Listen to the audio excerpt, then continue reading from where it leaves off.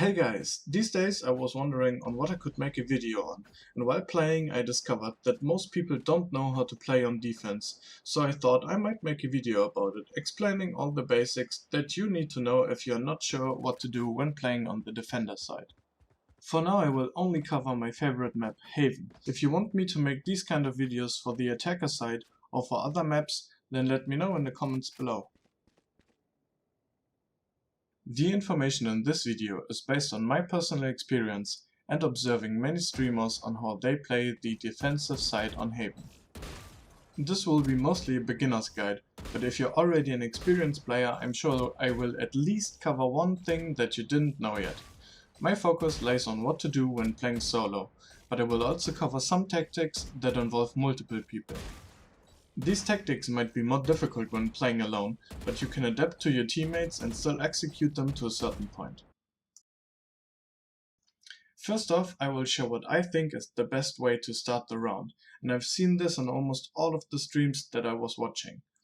You want to have two guys on A, one holding long and one holding short. Then you need one on B, one on garage and one on C. This way you cover every entrance to every bomb site while still being able to rotate quite fast. Next up is where to hold the angles. If you play for A long, you have multiple options. You can go Heaven, you can go Hall, you can stay near the ramp,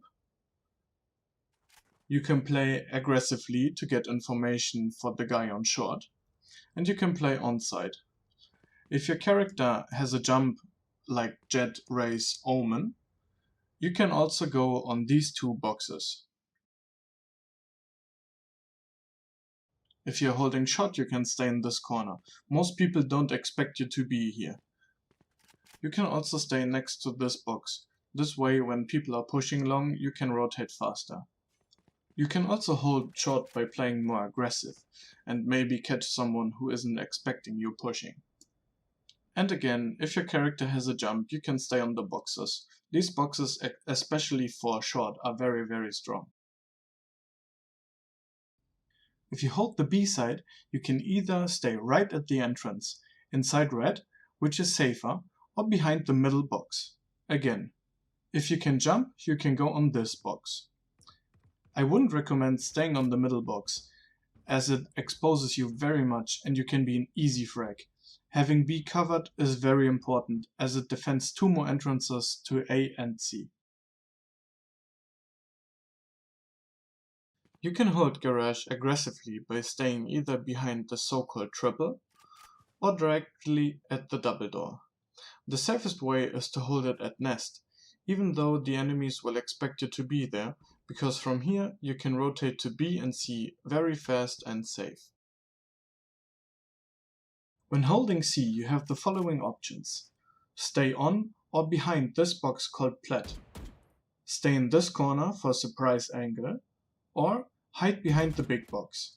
A jump lets you get on top of it or on top of the double box.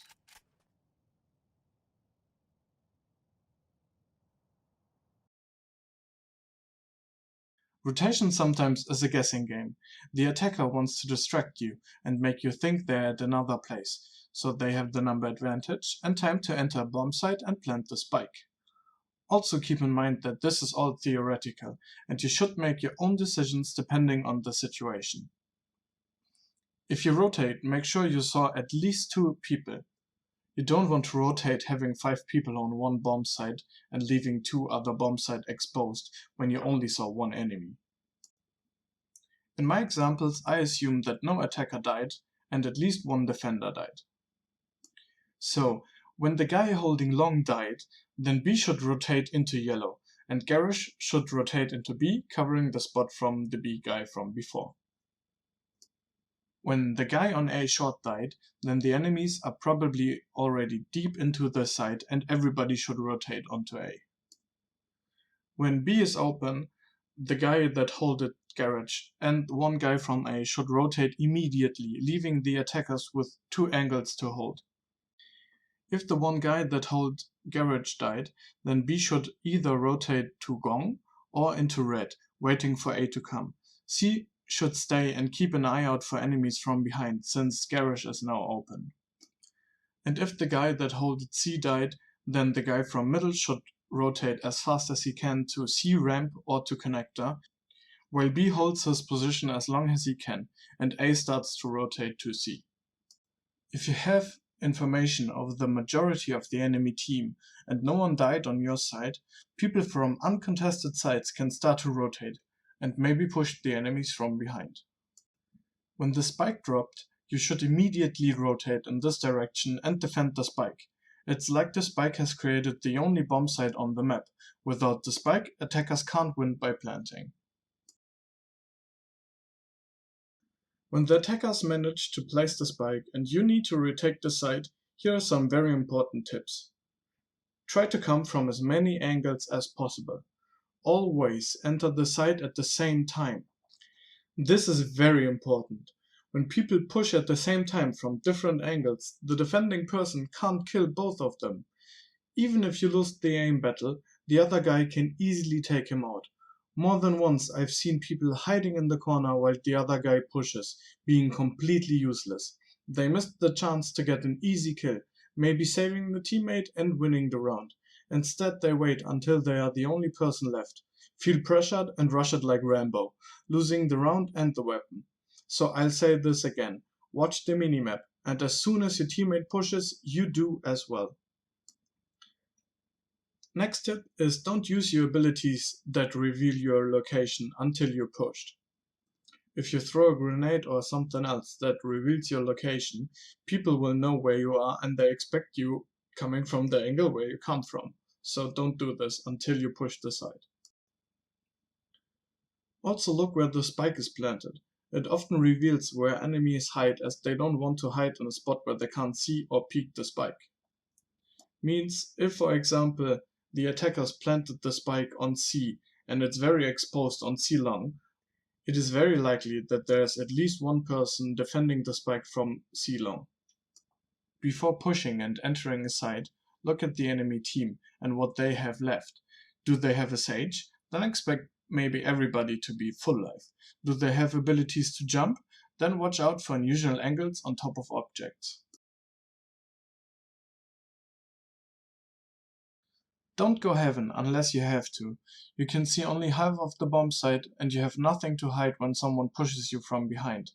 And even if you manage to kill people up there, you still need to defuse the spike, and jumping out of the window always does damage unless your character has an ability to jump. If you're alone, come from yellow. In my opinion, this is the best way to enter the A side without getting exposed too hard. A long and A short are more difficult spots to retake because they are very open. B bomb site is the easiest to retake in my opinion, because it's not as open as A or C and gives AoE abilities a much bigger impact. When retaking B, make sure to check Gong and the box in the corner. If the spike is planted for middle, you might want to have one guy coming from garage, checking the whole middle fields and window. Depending on the state of the round, C-long can be a good position to get a frag, since the attackers don't expect you to be there right after the spike is planted. Also, always check this box and this corner. Most people hide there. Think twice before retaking from connector. The way to C-ramp is fast, and you put yourself into a choke point, coming from connector having 3 angles that can peek you. Okay, that's it for me. If you made it this far, I thank you for your attention, and if you have any questions or criticism, feel free to comment down below. If you liked it, consider a thumbs up, or thumbs down if you didn't. And if you're curious what you can do to practice your aim, then check out my other video here. Bye!